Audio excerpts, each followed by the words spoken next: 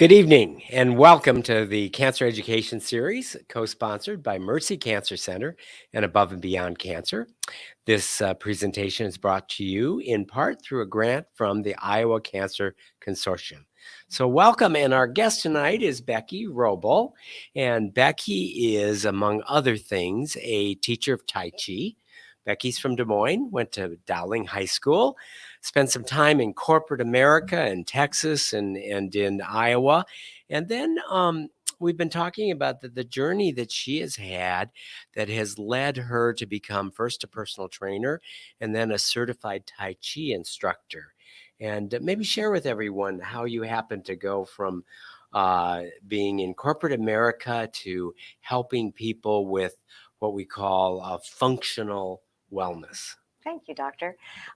It started back in 1996 when my father was diagnosed with Parkinson's.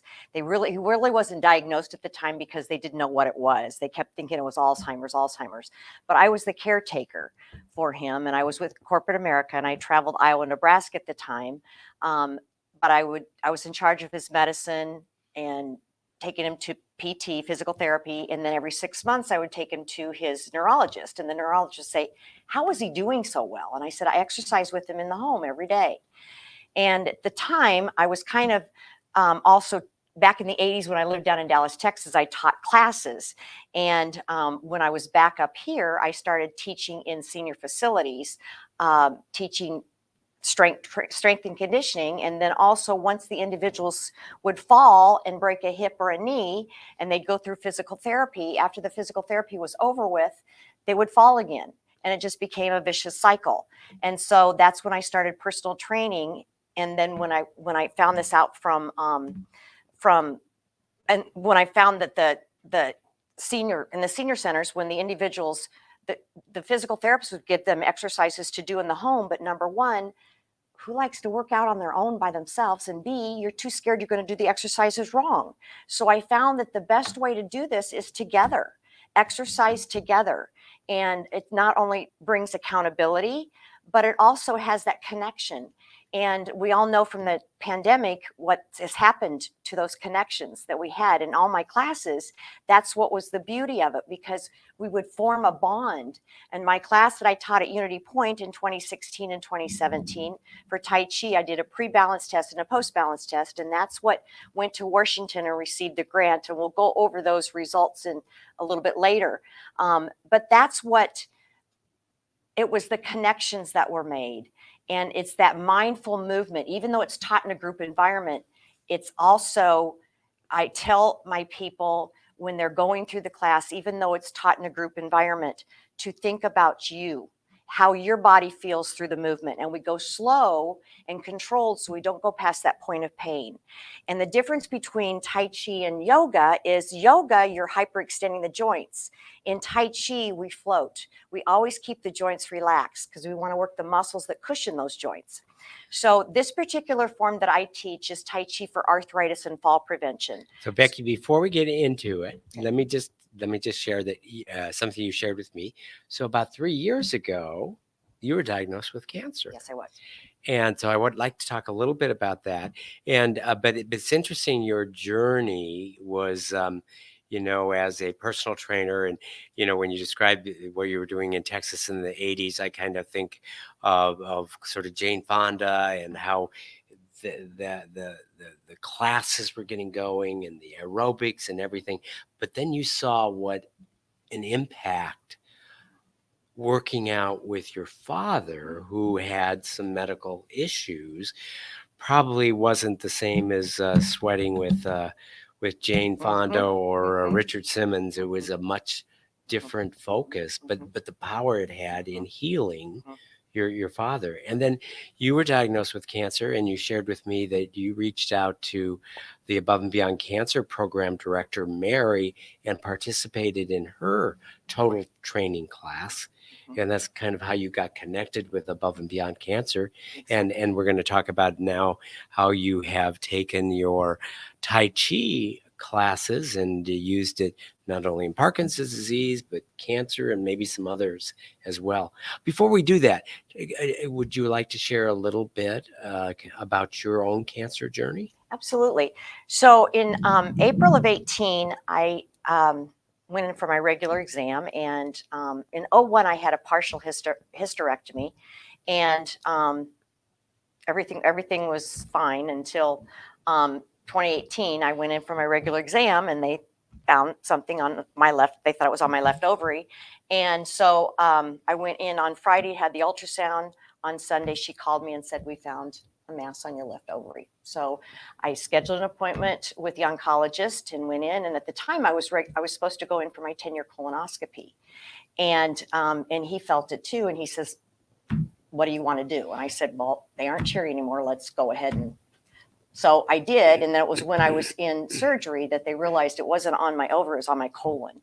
So then that's when they called in Dr. Beckwith, and I ended up going through the chemo and radiation. Gotcha. So it ended up being colon cancer, not ovarian cancer. Colon cancer. And you had surgery and then chemotherapy and radiation therapy. I didn't have surgery. I had surgery to remove the ovaries, but the ovaries were fine. But it was the chemo and radiation. And I've always, I think my faith is probably, well, it is the main thing, but also being positive and being active is what gets you through it. And but then a year ago, January, I'd just gone through my CAT scan, and they found some other things, and I was just really in a mess. And these are things that I do, but I reached out to Mary and joined her total training class, and it was just, even in just 8 weeks, it just got me back to where I needed to be. And I needed somebody that I could report to. And that was what was so powerful. But it got me, even during the pandemic, because it was virtual, it got me back in that arena and back on the road again. Right. So even someone who's a professional in personal training and fitness and exercising, you needed some accountability for yourself. Absolutely, because you're always doing it for others. I needed it for me. So that was powerful stuff, Doctor. Thank you. Yeah. Well, thank you for sharing that. Let's talk a little bit about Tai Chi now, and maybe give us a little bit of history of Tai Chi, and then how you personally got associated with Tai Chi as a form of functional movement exercise that you found to be effective when helping other people. Okay, very good.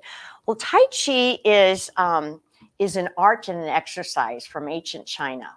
And there's many different forms of Tai Chi. The form that I teach is Tai Chi for arthritis and fall prevention. And it was created by Dr. Lam and a team of medical experts as well as Tai Chi experts. And it is taught by, because it's medically based. And when you're working with medical people, it has to be taught by board certified instructors. So you have to go through a Tai Chi for Health Institute in Sydney, Australia, and go through the training. And you usually study 6 months to a year to do it. So it's not so much how it's taught. It's not how much what it's taught. It's how it's taught. Dr. Lam believes we go through this Tai Chi. It's the 3-step method. So it's watch me, show me, follow me. And I trust you did not have to go to Australia for it. Did not have to go to Australia.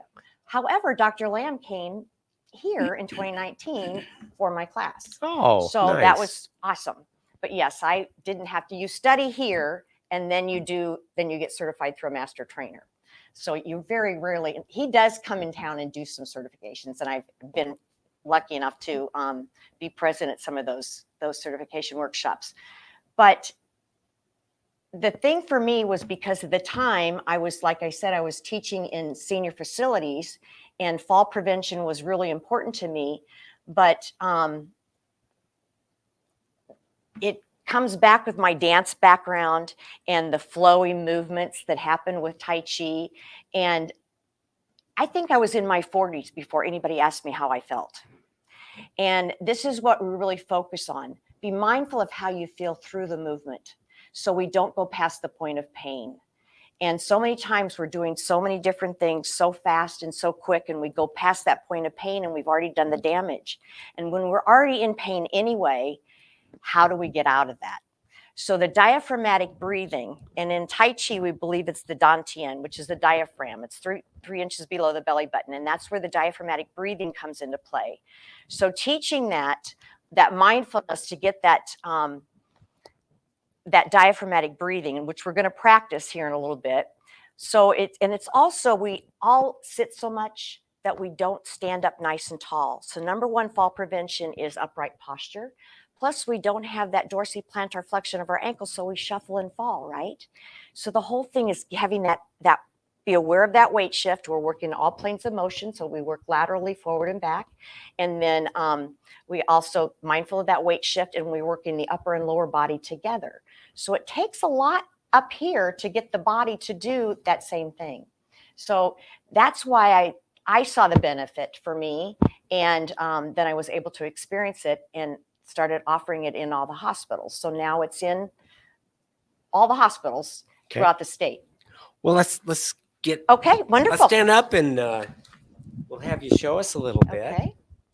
As you talk about Tai Chi, we can also have you demonstrate some of the motions. Okay. I'll move a table out of the way here. Make sure you've got plenty I'm of going room. to turn on some music. I'll stand out of the camera, but I'm gonna move with you here. Okay. I'm going to turn on the music. There we go. And those of us here in the live studio audience can move along with Becky. So we're going to start with the feet hip width apart and knees are soft. We always keep the joints relaxed. Nice upright posture. And we're going to start with the diaphragmatic breathing. So we're going to place the hands below the belly button. Inhale through your nose, feel the abdominal wall expand. Hold it. Now exhale that pierced lip breathing, contract and empty that diaphragm. Again, inhale and exhale. One more time. Inhale and exhale. Let the arms relax down to your side. Now with Tai Chi, a big component is what we call the Tai Chi Principles. And basically what the Tai Chi Principles are all of our senses. So aware of our sense of touch, we're aware of sense of sound, we're aware of our sense of smell, right? So while you're in this space, you're aware of all those things. And then your body's starting to move. Right now, we're just going to find our center of balance. So you can close your eyes if you feel safe. Knees are soft. I want you to slowly rock to the balls of your feet without the heels coming up. You're going to feel it right in those quad muscles. Hold it, hold it, hold it. You might find your toes kind of crunch a little bit. Now come back to center, aware of all four corners of those feet. Slowly rock to the heels without the toes coming up. Hold it, hold it, hold it. Hold it. You might find yourself shaking a little bit. Come back to center and home. Let's do that one more time. Slowly rock to the balls of the feet. Knees are soft. Come back to center and home. And then slowly rock to the heels without the toes coming up. Come back to center. Now without tilting or leaning, we're going to slowly transfer the weight to the right. Picture something on your head. If you tilt and lean, you're going to be on the floor. So we want to work those right quads now. Come back to center and home. Slowly transfer to the left. So the knees soft. If we lean and tilt, we're going to put a lot of pressure on those joints. Come back to center and home. So it's a little movement. Let's try that one more time. Slowly transfer to the right. Hold it. Come back to center and home. And then slowly transfer to the left. Good. And come back to center and home. Now we're going to go through the warm-up, and we start with our neck and finish with our ankles because those are the two areas that we lose range of motion. All right. So I want you to picture yourself in nice warm water up to your chest. We do a lot of mental resistance in Tai Chi. So we never like I said, we keep the shoulders relaxed. You're going to slowly let the arms float up, leading with the top of those wrists, zombie-like. And then you're going to exhale, bring the palms into the chest. Feel the hands come through that water. Now inhale, push out through that water. And then exhale, slowly lower the arms down as you lower that chin down. Again, inhale, slowly rise. Exhale, bring the palms in through the water, tuck the chin. Inhale, push the palms out. And exhale, slowly lower the chin. One more time. Inhale, slowly rise. Exhale, bring the palms into the chest. When we tuck the chin, we're making that double chin. Then inhale, push the palms out. And then exhale, slowly lower down. Now another warm up for the neck. We're going to look at that right palm. You're going to look at your right palm. And I want you to slowly turn your head to the right, about 70% of that range of motion. Hold it. Now I want you to inhale, bring that gaze and palm back to center. Transfer that energy into your left palm. Looking at that left palm, I want you to slowly follow that palm to the left, just about 70% of that range of motion. Now inhale, bring it back to center. Transfer. Exhale, slowly turn that head a little bit farther to the right. Hold it. Now inhale, bring it back to center. Transfer. Exhale, slowly turn a little farther to your left. And then inhale, bring it back to center. Transfer. Last time, both sides. Exhale, turning as far as you can go comfortably with that head only to the right. And then inhale, bring it back to center. Transfer. Exhale, turning as far as you can go comfortably to your left. And then inhale, bring it back to center. Slowly release the arms down. Now we're going to go to the shoulders. So we're going to try not to crunch the neck. We're going to keep the neck nice and long. And we're going to slowly lift the shoulders up, hold it, and then exhale, slowly lower the shoulders down, elongate that neck. Again, inhale, slowly lift. And exhale, lower down. One more time. Inhale. And exhale. Now we're going to do shoulder rolls. Let's take it back, up, forward, and down. Now breathing with it. Inhale, back and up. Exhale, forward and down. You can close your eyes and internalize it a little more. One more time. Inhale, back and up. Exhale, forward and down. Good. Now let's reverse that. Let's take it forward, up, back, and down. Breathing with it. Inhale, forward and up. Exhale, down and back. One more time. Inhale, forward and up. Exhale, down and back. Good. Now we're going to gather all that energy or chi in the palm of our hands. It's the same thing. Inhale, gather that energy. Bring it in towards the body, and you're going to exhale and sink that chi. Slightly bend those knees. Inhale, gather that energy. Bring it into the body. Exhale, sink. One more time. Inhale, gather. And exhale, sink. Good. We're going to take this ball of energy, right arm on top. Elbows and shoulders are relaxed. We're always going to keep that ball of energy in our center point. So we're going to turn just from 10 and 2. I want you to slowly turn to your right. Now you're going to inhale and switch the ball, left arm on top. And you're going to exhale and slowly turn and relax to your left. Now let's inhale and switch the ball, right arm on top again. And you're going to exhale and slowly relax and turn to your left. Inhale, switch, 2, 3, 4. Exhale, relax, turn, 3, 4. Last time, inhale, switch, 2, 3, 4. Exhale, turn, 2, 3, 4. Good. Now we're going to do a spine stretch. This is not a shoulder stretch. I want you to pretend your spine is a string of pearls. You're going to go up one pearl at a time.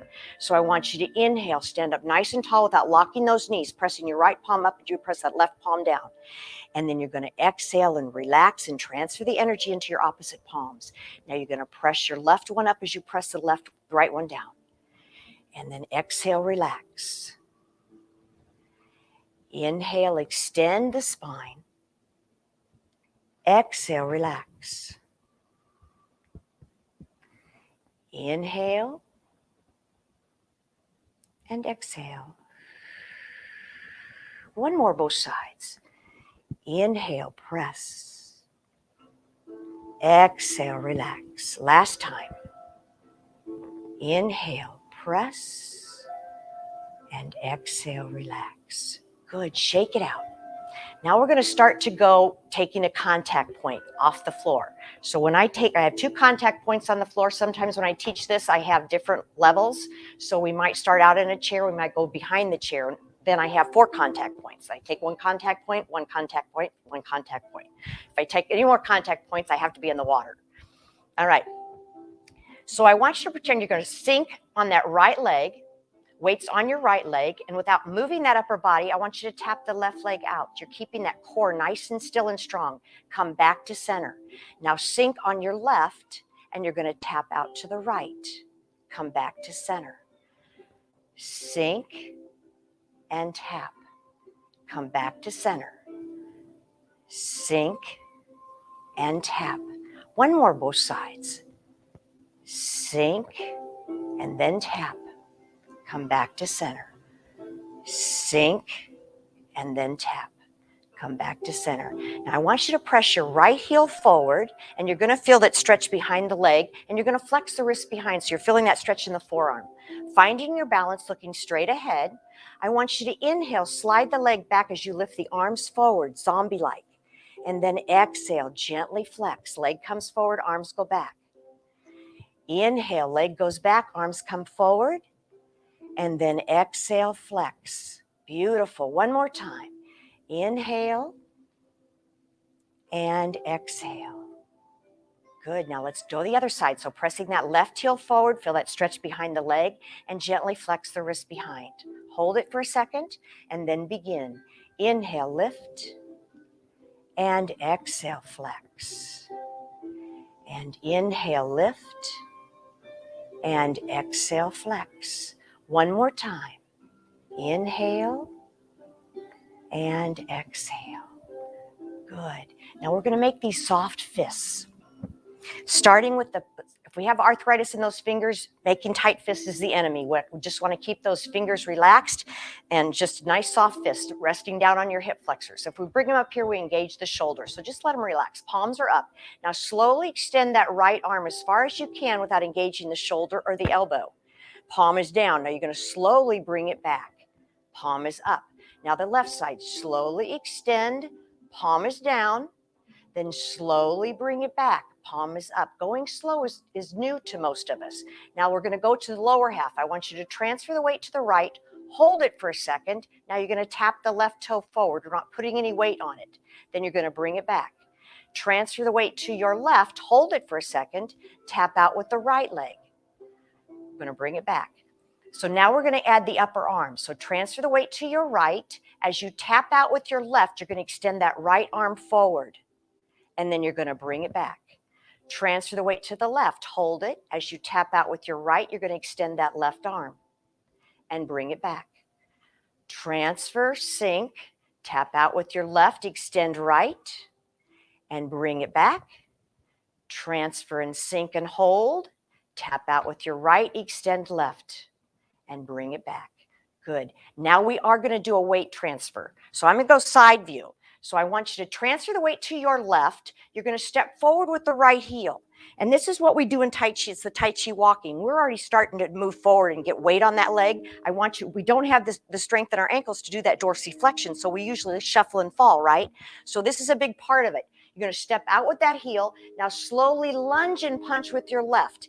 If I go too far, all that weight's going to my knee joint, right? So we want to pretend you have something on your head that you don't want to lose it. You should be able to lift your toes right now and bring the body back. It's all coming from the ankles.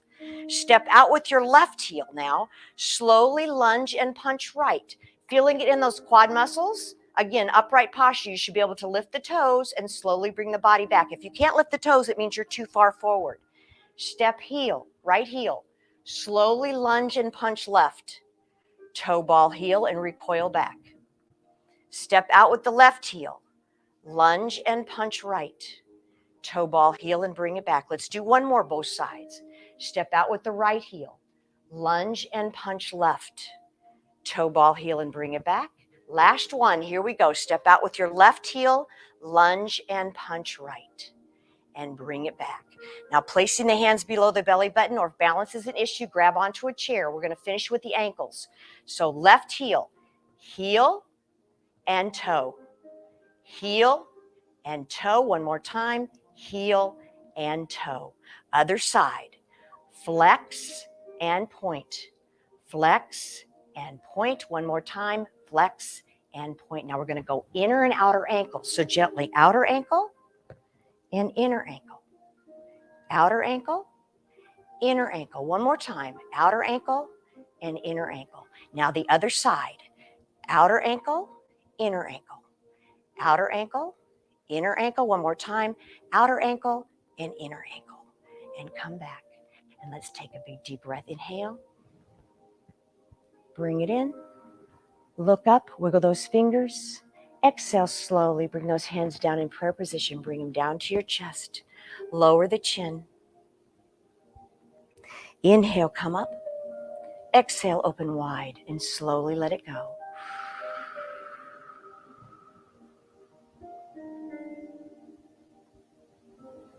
Thank you. So the sign of respect, the right hand, the flat fists represents strength. The left hand with the four fingers together is friendship, and the bent thumb in front represents humility. So you place the flat hand over the fist and bow. Thank you. Thank you so much. Great. Thank you. So, more difficult than it seems. I was just watching this, like, well, this is just slow, and there's not a lot of motion. But so I'm almost 68, and I used to just pride myself on balance. I was great balance. Just as we even as we maintain fitness, I think we lose some of our, we get some neuropathy, we get some loss of proprioception. There's probably all sorts of things going on in terms of inner ear, but also just our nerve sensitivity and our joints get a little bit stiffer, and all of that affects our balance. Absolutely. So obviously, this is a program taking Tai Chi, which is centuries old, kind of coming from martial arts, but the understanding that it can be used to help improve balance.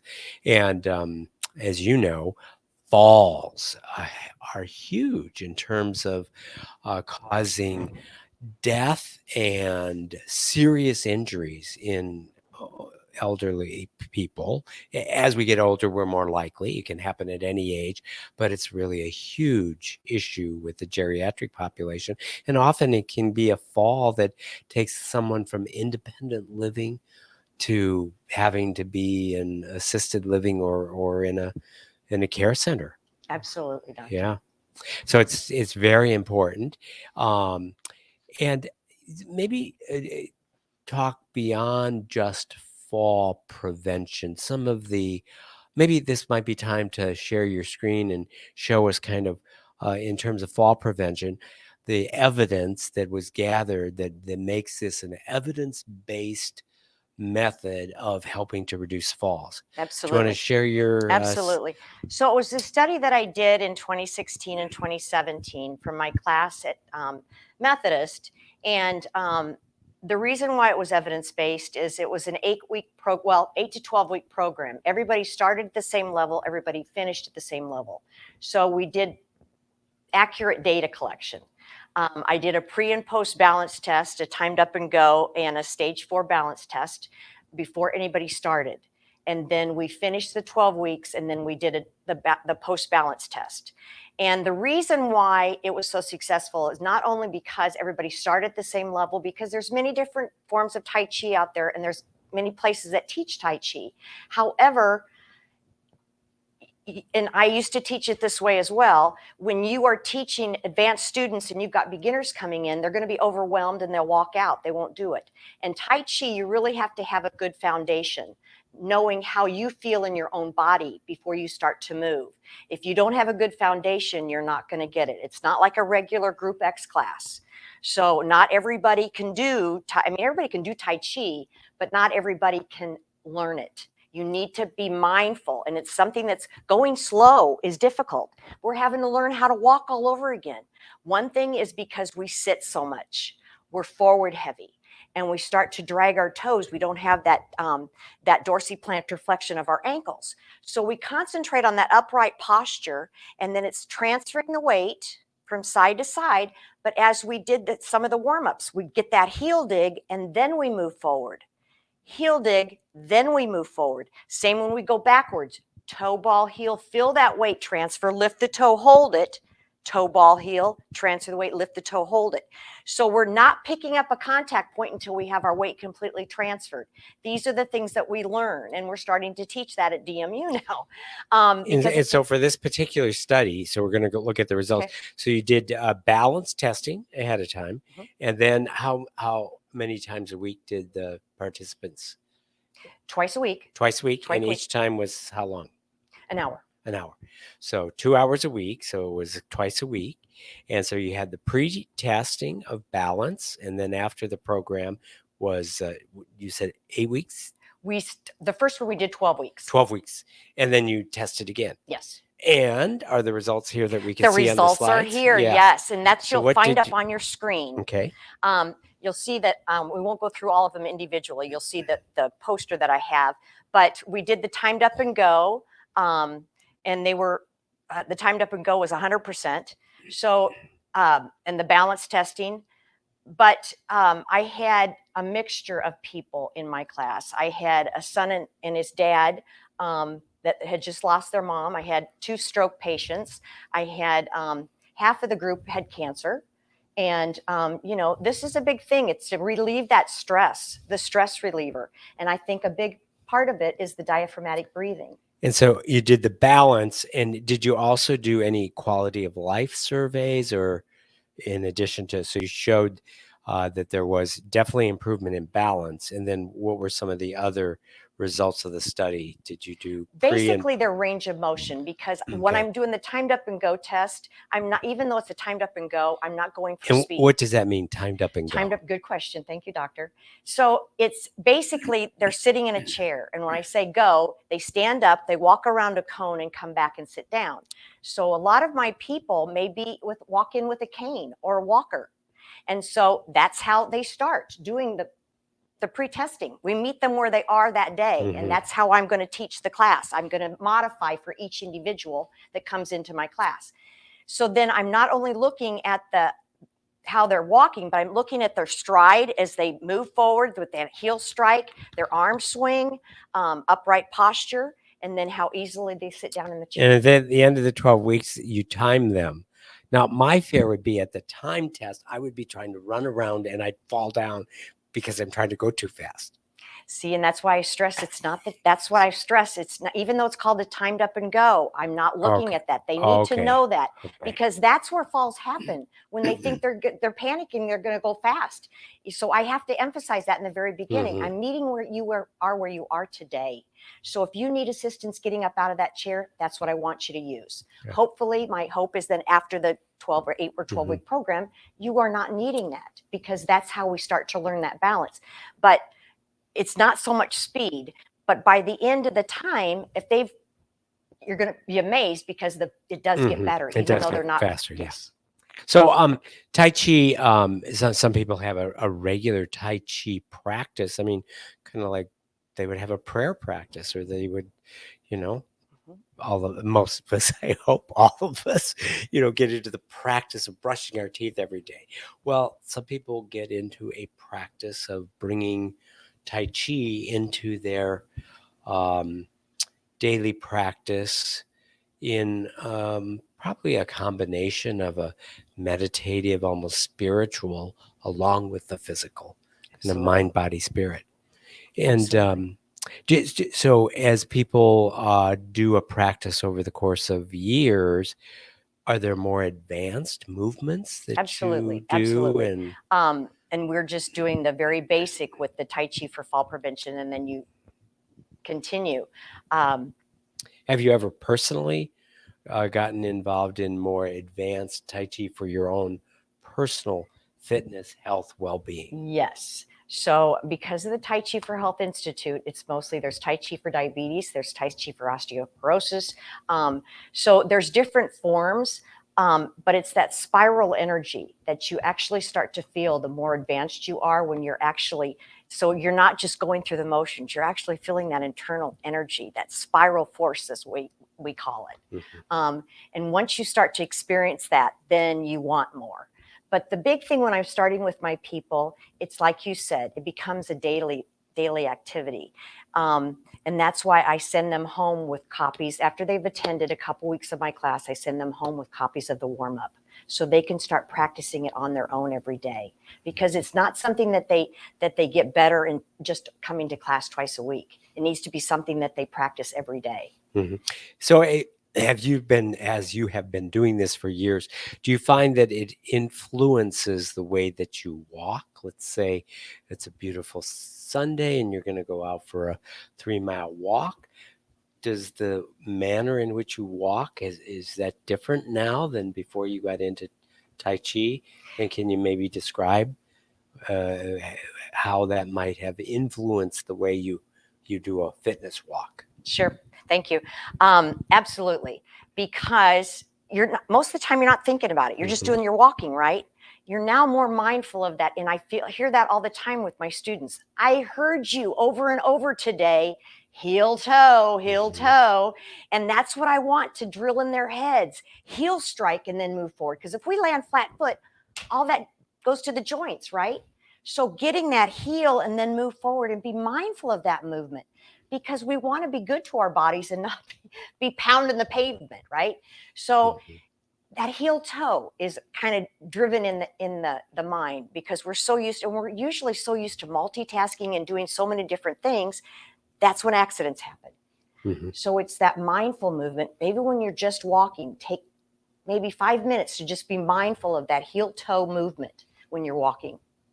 And when you, I'm not sure if you've done any of the pole walking at Yes, I all, started the urban pole and can walking. you do the heel toe along with bringing the arms Yes. in sort of mimicking some of the Tai Chi movements?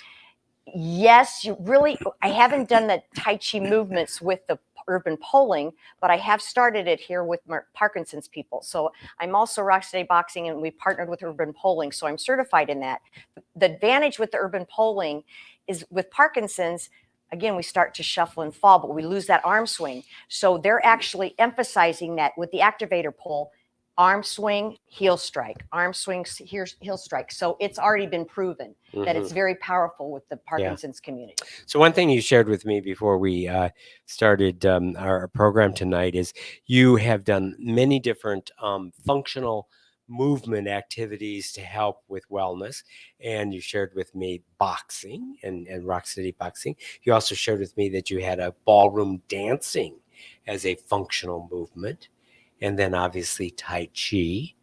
Tell me a little bit more about the ballroom Okay. and the ballroom dancing, and which population of patients were you using that with, and talk a little bit about some of the other things that come into play with ballroom dancing that's maybe a little bit different than the boxing or the Tai Chi. Okay. I started a pilot class at DMU in 2016 and 2017 as well. And the DMU students would partner with the Parkinson's patients. And it was powerful stuff, because we all know, so if they were high fall risk, we all know the magic that happens with music. And then they were partnering with a student. And So this was ballroom dancing, so they were actually touching yes, as well. yes, So a student and a patient. yes, Uh-huh. yes. And I get goosebumps to this day on that one, because it Mhm. was just, and they still continued it now. I'm not teaching it, Tallis is teaching it, but it was wonderful, because the students had, until that time, hadn't had any of that touch, that one-on-one with the Parkinson's people. And the Parkinson's people built so much confidence. And I don't know if you all have seen that,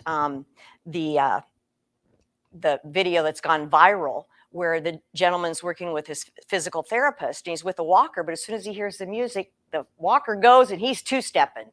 And that's powerful stuff. Mhm. So these things that, that we have, there's things that really ignite those senses.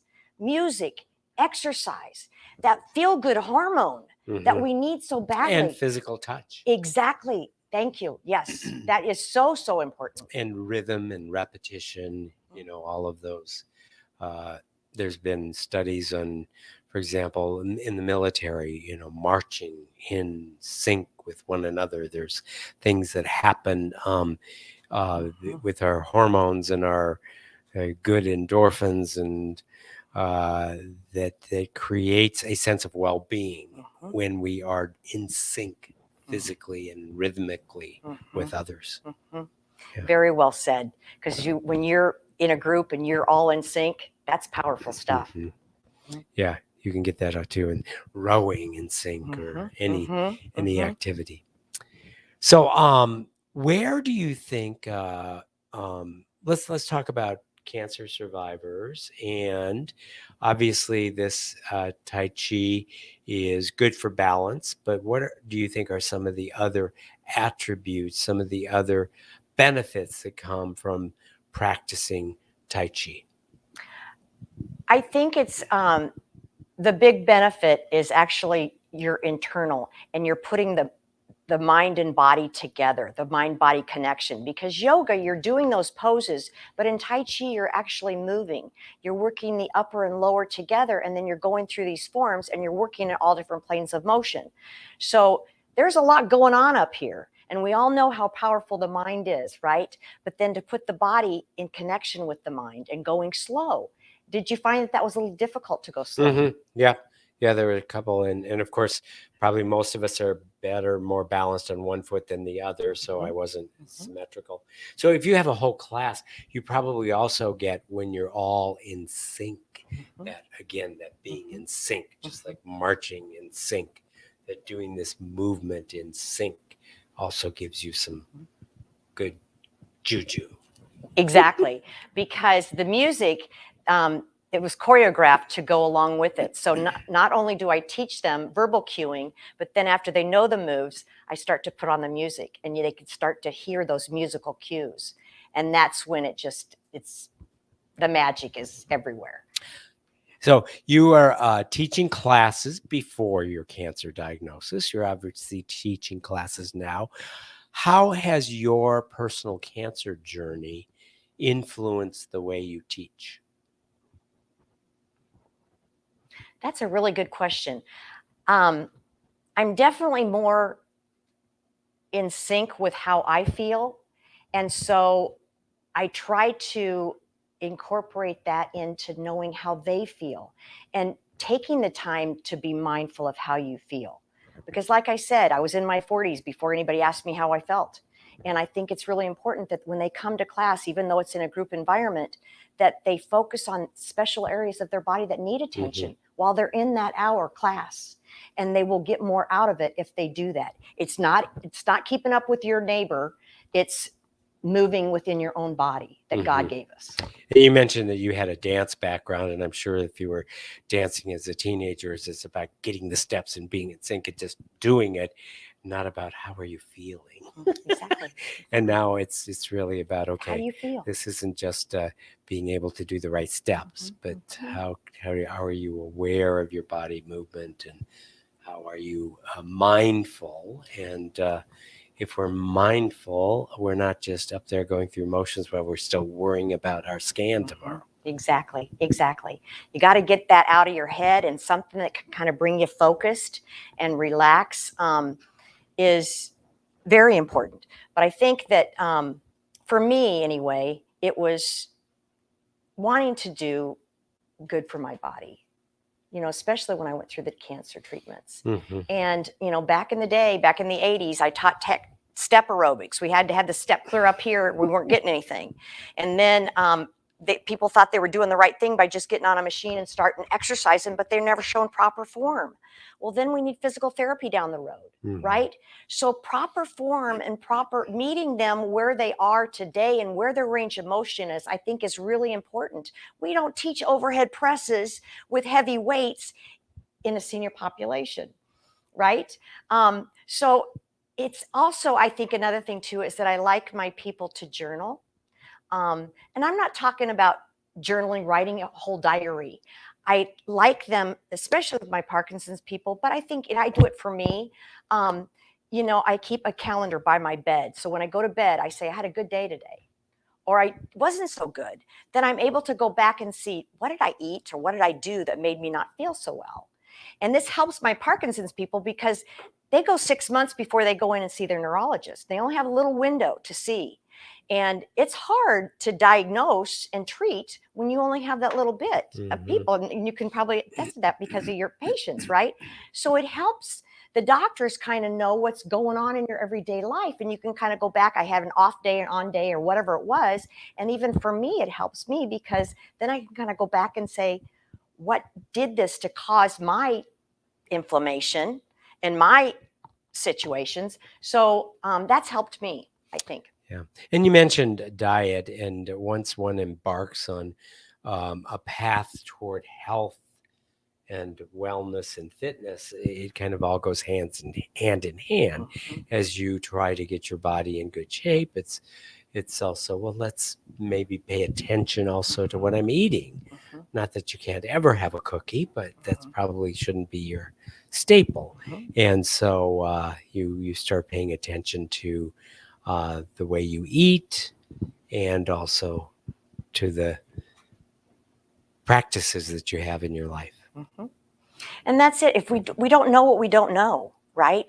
So when we start to getting that awareness out there, so we start to know, I do these biometric screenings, and it's so important because our bodies need, everything is diet and exercise, but we have a tendency to forget how important adequate amounts of water is for the body to function. And teachers, for example, they don't get a chance to go to the bathroom, so their numbers are way off. But something as simple as educating people to get an extra glass of water in their diet every day has a big effect on how the body functions. So these things are all really important. And I think it's because I love knowledge, and I love everything about it. So I like to share in those things and let people know what's out there and help them, the awareness out there. So if someone watching, either in our live studio or audience watching us live stream, or someone who watches the video podcast recording, how can they sign up to be take your Tai Chi class? Thank you. I think you'll share the screen that I've got. So right now I'm teaching a virtual class. It was 9 a.m. and 4 p.m. We are just now to the end of the year. It's going to start 11/15, the November 15th through December 22nd. I think that might be wrong on And the that's screen. on Mondays, right? That's on Mondays and Wednesdays. Mondays and Wednesdays. Okay. And that will be, but and that's now it's virtual, so people would log on their computer and yes. Okay. And there's a registration link that's on that page. Okay. So you can we'll reference share that. the screen there. And if they want to do it live with you here at the MercyOne Health and Fitness Center, that is on there as well. It's Mondays and Wednesdays from 10:30 to 11:20. The number's on there to call because space is limited. It's an 8-week class. This one's going to be cut short because we only have 6 weeks, I think, but we didn't want to wait until the first of the year. Well, we will share that with folks. Thank you, Becky, for being here. Thank you for giving us a little demonstration, and thank you for sharing your story. Thank you. Yeah. I think this program is wonderful. Well, we're so happy that you're part of it. So thanks, everybody, for attending tonight. Again, this was the Cancer Education Series sponsored by MercyOne Cancer Center and Above and Beyond Cancer. If you want to watch this again, or if you want to share the link with someone who couldn't watch it tonight, you can go to the MercyOne Cancer Center website, and there will be a recording that you can watch, or you can go to the Above and Beyond Cancer YouTube channel, and you can watch this again. So thanks for joining us. Please come again next week. Thank you.